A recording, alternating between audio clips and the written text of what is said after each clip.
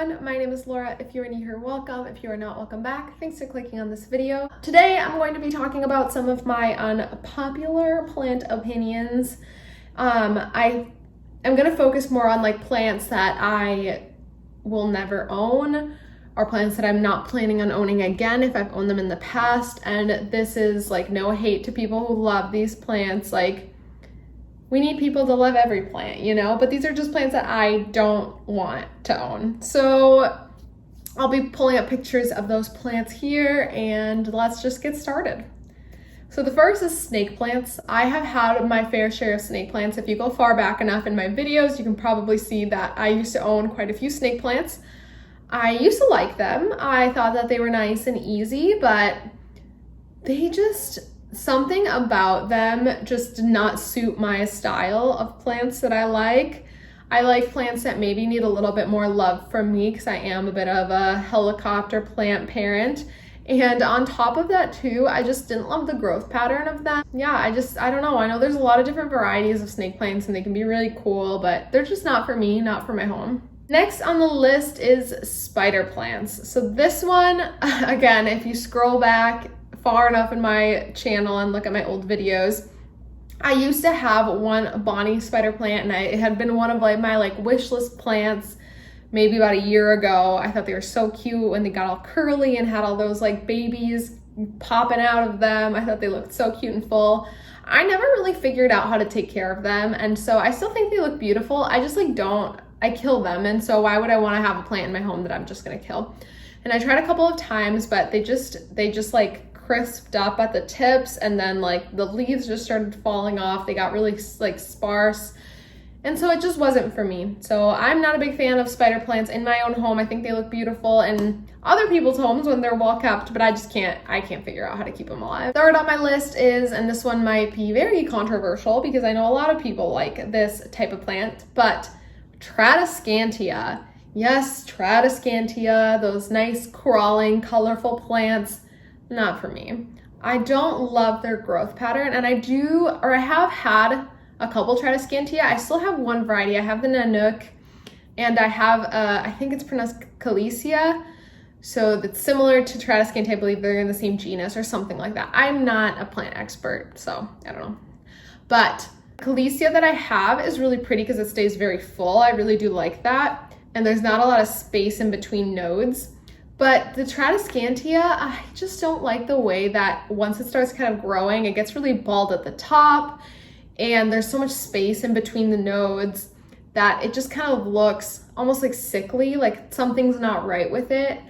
And I just didn't like the way that looked. Next on my list is a few plants kind of in one. So we have string of, insert here, the succulents. So I'm not including like string of hearts in this, but like string of pearls, string of bananas, string of hooks, string of watermelons, string of beans, etc. Fill in the blank.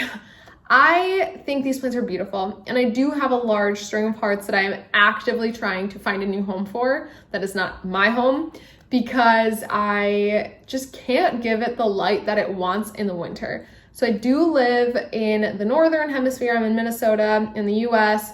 So it does get very cold here in like the late fall, winter, and then early spring. Right? And I know that I cannot provide the right amount of light for it. And I think I had a string of dolphins or a string of bananas. I don't remember, one of the two in the past. I'm sure it's like in my first all my plants video or whatever, but I just could not give it the light that it needed. I did get it in the winter, and it was sad. It was very sad. I think they're beautiful plants, but I can't give them what they want to stay beautiful. So that's why that's on the list. Number 5 on the list is a purple waffle plant. Something about them makes them look like they need water. Like whenever I see these plants at like big box stores, which is usually where I see them, or sometimes they do have like little pots of them at nurseries, they just look thirsty. And I know that they're not. I know that that's what they're supposed to look like, but I don't like having plants that like are supposed to look like they're dead. Having dead plants in my home stresses me out because I feel like I'm being a bad plant parent. So that's why I don't like the waffle plants. They just look like they're starting to crisp up. I don't want that in my home. Number 6 on my list is Caladium. Yes, I know there are a lot of Caladium lovers out there, and they are beautiful. They really are. But something about how delicate the leaves look, just makes me like nervous to bring it into my home. I feel like I'm not gonna give it like the care it needs and it's just gonna die. And also I've seen so many Caladium that just like grow so tall. I don't know Caladium care, so I'm just speculating here, but they almost look like they're not getting enough light, kind of like when succulents start stretching, they just get really, really tall and the giant leaf on the Caladium just starts like tipping and then it just looks ugly. Sorry. But yeah, Caladium, not my thing. If I want that leaf shape, I'm gonna go with like a heart leaf type of philodendron, like a heart-shaped leaf philodendron, or even an alocasia. Would rather go that route than Caladium. 7th on my list is probably going to upset some people. Aloe. All kinds of aloe. So there we have our regular aloe, then we have like climbing aloe and like vining aloe. Just any plant that like is in the aloe family, not for me. I just don't, specifically like the traditional aloe plant, I just don't like the way it starts looking once it gets big inside the home. So like my grandma growing up had a ton of aloe plants growing outside because she lived like in a very tropical area. So she had them growing in the ground, and they were these huge aloe plants, like probably about like 3, 4, 5 feet tall. They were so cool. Like that was awesome. But when they start growing in the home, like it's not the conditions for the plant. And I know a lot of the plants that we grow in our homes, we're not growing under their like preferred conditions, but something about knowing what an aloe plant can look like when it's growing in the right conditions outdoors in its natural habitat, and then having an aloe in the house that's just like sad and like tipping over in a little pot, not getting enough light, like kind of stretching towards whatever light we're giving it. I don't like the look of it. I just don't like the look of it. So aloe is not for me. So 9th on this list is Oxalis. I have had a handful of Oxalis, I think maybe 3 or 4 different types of Oxalis now. They look beautiful when you first get them. And very similarly to Caladium, they just decline. For me personally, they just decline. They never get enough light. They start kind of like growing too tall and then tipping over because they can't sustain like their own weight, and they don't look great. I can never figure out how much water to give them. Like if I don't give them enough, they're sad. If I give them slightly too much, they're sad. If I give them the right amount, sometimes they're still sad. I just can't figure it out. I had a really beautiful Oxalis at one point that was like flowering everywhere, and then it went dormant and I never saw it again. So for that reason, Oxalis is on this list. They're very pretty, but just the whole thing of like, I can't figure out what you want from me, and then you go dormant, and then I can't figure out what you want from me for you to come back from dormancy. We're just cutting Oxalis out of this house. So 9th on the list is air plants. I know, air plants are really, really cool, but similarly to a lot of the plants on this list, I just don't have the conditions to keep an air plant happy. And I have had several air plants here and there. I just kind of have them while they slowly die until they're dead, and then I throw them away. And that is just not something I'm trying to do anymore. I'm trying to not get like future trash in terms of plants. And so I know that these aren't the right conditions for an air plant. They need a lot more light than you think. They do need to get watered, believe it or not.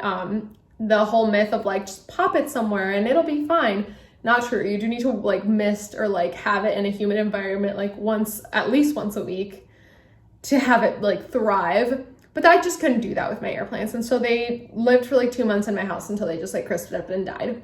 So air plants are not a plant that I plan on ever getting again. And last on this list, if you know me or you know my plant preferences, you know I love lipstick plants. I have about 4 or 5 varieties, but one variety of lipstick plant that I never want to own is the curly lipstick plant. Something about it almost looks like it's trying to be a Carnosa compacta, but the leaves are thinner, and so it almost looks, I don't know, it almost looks thirsty, like a thirsty Carnosa compacta. Something about it just, it doesn't look very healthy. I don't love the look of it.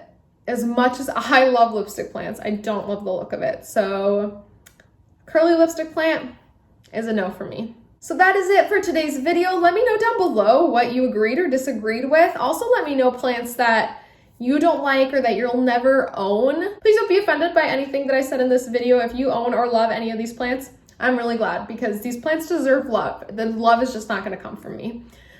Give me a thumbs up if you like this video, thumbs down if you didn't.